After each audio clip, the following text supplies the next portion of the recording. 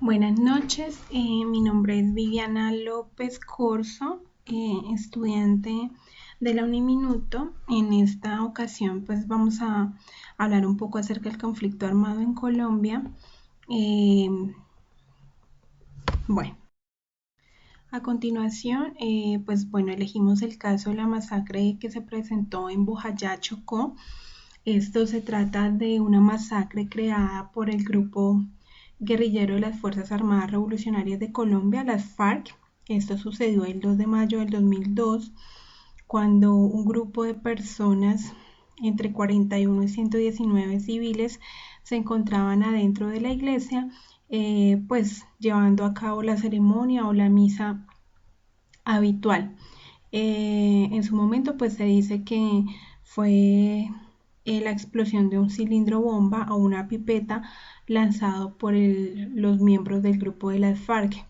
Este suceso tuvo lugar en el marco de dos enfrentamientos de dos grupos armados que se presentó entre las FARC y los paramilitares de la AUC, que significa de las autodefensas civiles, y pues fue como un enfrentamiento para mantener el control de la zona y el acceso al río Atrato.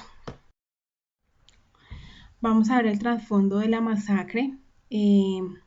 Bueno, esto se tenía premeditado, ya que había una confrontación armada entre la guerrilla y las autodefensas ilegales eh, por querer tomar el control de, de Bellavista. ¿Por qué? Porque digamos que en este pueblo de Bellavista, de Bojayá, es un pueblo, un puerto que se prestaba para el ingreso de armamentos de Centroamérica, desde Centroamérica, y pues también era una ruta muy favorable pues, para el comercio pues, de drogas y todo ese tema del narcotráfico. También pues la región presenta ventajas para estos grupos por constituir vías muy allegadas o rutas a Centroamérica, y pues son favorables para el narcotráfico. Bueno, vamos a mirar los antecedentes de esta masacre. Todo inició más o menos para el 21 de abril del 2002, cuando se presentó un retorno de 7 embarcaciones que transportaban más o menos 250 paramilitares de las autodefensas civil, los cuales querían radicarse en los cascos urbanos del municipio de Bellavista, en Bojayá. Esos paramilitares, bueno, empezaron a rondar por los cascos urbanos del pueblo, y pues a su vez el grupo militar de las FARC se encontraba en la zona rural de Bellavista. Claramente esto desató un pánico entre la población civil, porque pues eran dos grupos armados que querían tomar el control, y ya anteriormente a esto pues las FARC era el que estaba manejando todo el control sobre Bellavista y sobre los civiles de este pueblo. Para el día 23 de abril ya habían alertas de las autoridades por parte de la oficina en Colombia del Alto Comisionado de Naciones Unidas, expresando que estaban preocupados por la incursión de estos dos grupos paramilitares no solamente en la localidad de Bellavista, sino también en Bocas de Curburado, Vigia del Forte y claramente Bellavista. Claramente las consecuencias para las poblaciones allí pues eran graves, porque pues las personas trataban de vivir en su gran parte con tranquilidad, pero pues se veía venir un enfrentamiento fuerte entre hacia las comunidades indígenas y afroamericanas, porque son como las comunidades más vulnerables y susceptibles a vivir este tipo de confrontaciones y enfrentamientos de los grupos armados. Son los que mayor consecuencias y víctimas contraen de todo ese tema de la guerra. Bueno, seguimos pues con la historia. digamos que el Ministerio de Defensa emitió un comunicado a las autodefensas civiles y legales para que por favor emigraran de los cascos urbanos del corregimiento de Bellavista, ya que pues se tenía como previsto un enfrentamiento con las FARC para tomar el control de este pueblo. Aún así, el órgano de las autodefensas hicieron pues caso omiso a esta medida. Llegó a que se realizara el enfrentamiento entre las FARC y las autodefensas el día 2 de mayo. Entonces tenemos un promedio de 90 personas entre niños, mujeres embarazadas, que también pues sufrieron y fueron víctimas de estos enfrentamientos. Hubieron muertes masivas, hubieron pérdidas de familia, hubo pérdida de estructuras físicas, de bienes del corregimiento, que a su vez pues contrajo muchos daños y consecuencias en las familias indígenas. Bueno, aquí queremos aclarar que este es un corregimiento muy pequeño, apenas tenemos 1000 habitantes, y ellos pues tuvieron que emigrar o desplazarse hacia el corregimiento de Vigía del Fuerte, mientras pues el Ejército Nacional tomaba como el control de este enfrentamiento. Aquí tenemos a los responsables de este enfrentamiento de grupos armados. Por un lado, la Oficina en Colombia del Alto Comisionado para los Derechos Humanos una vez realizó la investigación en la posible vulneración de derechos internacional humanitario, para lo que llevó a cabo una labor de exámenes y entrevistas sobre el terreno en los días posteriores a esta masacre. Bueno, hallaron principalmente dos responsables, las FARC, el grupo de guerrilla actualmente en Colombia, y pues bueno, señalaron sobre la responsabilidad de los actores del conflicto. Por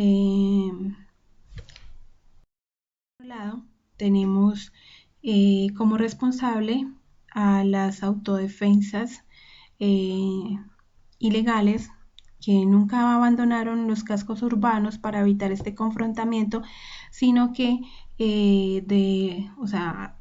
al contrario, quisieron fue como tomar el control sobre este corregimiento, tomar el poder sobre este casco urbano y competir o confrontarse contra las FARC. Bueno, claramente para los días 3, 4 y 5 de mayo o posteriormente se ve que las FARC vuelve a tomar el control de este corregimiento, y aún así pues vemos que las víctimas de este confrontamiento pues no tenían nada que ver con esta guerra. Era un acontecimiento que no les pertenecía, que simplemente en sus familias iban a una iglesia a alabar a Dios, pues toda su rutina de los domingos para ir a una iglesia, y pues nadie se podría imaginar que estando dentro de la misma casa de Dios, la guerra hubiera podido con tanta maldad, con este consentimiento, y generar una masacre de una forma totalmente increíble.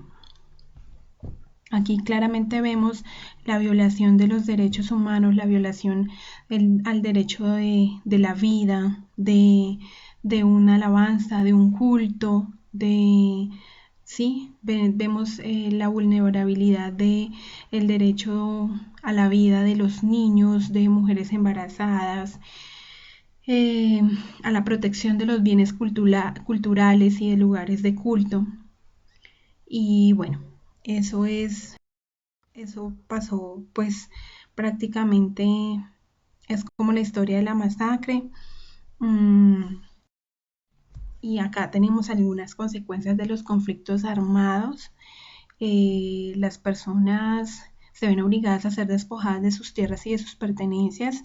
En muchas ocasiones tenemos personas de la raza indígena o afroamericanas que son desplazadas por la violencia, que la misma guerrilla los despoja de sus tierras, de sus bienes, de sus familias, les lleva a tener traumas psicológicos severos porque hay personas que en medio de todos esos conflictos nos traumamos y crecemos ya con un tema de miedos, de limitaciones mentales por el momento en el que se vive, el momento en el que se siente las muertes, se siente la guerra, se siente las explosiones. Son sentimientos muy fuertes que marcan, digamos que la mente de las personas. Se generan miedos a cierto tipo de ruidos y movimientos de la tierra. A esto me refiero porque digamos que las personas al momento de refugiarse, los estruendos de las explosiones o los cilindros son demasiado fuertes, incluso llegan a dañar los oídos y que son sonidos que quedan en la mente, yo creo que para siempre, y son personas que se asustan fácilmente ante cualquier ruido, no sé, una pólvora, una bomba, se asustan muchísimo por lo mismo. Sentimientos como la ira, el rencor por la injusticia, se generan o nacen sentimientos de rencor, pero no contra una persona, sino contra la vida, contra la injusticia, contra el por qué me tiene que pasar a mí, a mi familia, no lo merecemos, no tenemos por qué pasar por esto, pero aún así la guerra en Colombia y en muchas partes ha hecho que así sea, que personas ajenas a la guerra, ajenas y que son inocentes, paguen hasta con sus vidas por estos problemas. Muertes, enfermedades, miedos de volver al mismo lugar. Hay personas que temen volver a ese mismo lugar, que con el solo hecho de volver les recuerdan la guerra y prefieren no hacerlo. La pérdida de un ser querido, yo creo que eso es uno de los traumas más grandes para una persona que es víctima de estos enfrentamientos. Y pues los daños estructurales, las inversiones que se han realizado en las iglesias, en las estructuras, volver a levantar una iglesia para traer los cultos, las misas a una comunidad, para mantener la fe de la comunidad, pues siempre son daños que generan un alto costo. Bueno, quise hablar de un caso parecido a un enfrentamiento porque tengo una experiencia propia que viví hacia el año 1999. Yo ya tenía 8 años y con mi familia vivíamos en un municipio que se llama San Joaquín, que queda en el departamento de Santander del Sur. Es un municipio demasiado pequeño, podríamos decir que un corregimiento de 6 calles con 6 carreras. Para ese entonces, recuerdo muy bien la fecha, el 6 de agosto de 1999, en ese tiempo estaba el grupo armado, el ELN, se tomó todo el pueblo, este pueblo queda cerca a Onzaga, Mogotes y San Gil, se tomó el pueblo y enviando desde la loma de las casas hacia la iglesia principal y la estación de la policía, enviando cilindros de gas, bombas, metralletas, disparando toda una noche. Recuerdo muy bien que pues con mi familia estábamos esa noche mirando televisión cuando de repente se fue la luz. Las personas empezaron a gritar que se encerraran en las casas. Afortunadamente estábamos dentro de la casa. Y pues lo que recuerdo es que mi papá estaba como cocinando y apagó la estufa, nos llevó hacia la última habitación de la casa, nos encerró, puso unas colchonetas contra las ventanas de la pared que daban hacia la calle y nos metió debajo de las camas. Eso eran más o menos tipo 7, 8 de la noche y el recuerdo que tengo es a las 5 o 6 de la mañana, aparece por fin el avión fantasma, el llamado avión fantasma, que llega pues a enfrentarse con este grupo del ELN. puedo decir que experiencia propia son sonidos que se quedan en la mente de uno y nunca se borran.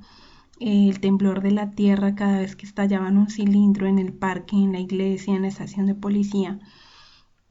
El terror de los guerrilleros que se paraban enfrente de las puertas a disparar con sus metralletas. Al disparar las metralletas, pues las metralletas o las pistolas patean y hacían que su codo, su brazo, se moviera hacia atrás y pareciera que estuvieran golpeando fuertemente la puerta. Entonces fue una experiencia pues terrible.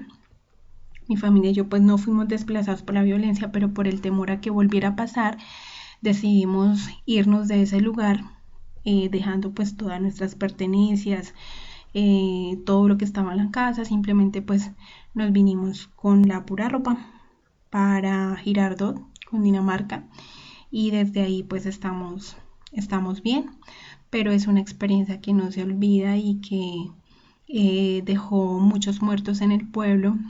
Es un dolor de una sociedad que nunca se olvida y por el cual pues contrae enfermedades. Yo de ahí salí con un soplo en el corazón, que afortunadamente y gracias a Dios por temas medicinales pues ya estoy bien, pero sí son historias que no se olvidan y que crean como esa incertidumbre de por qué personas tan inocentes tienen que pagar por la guerra y por el conflicto armado.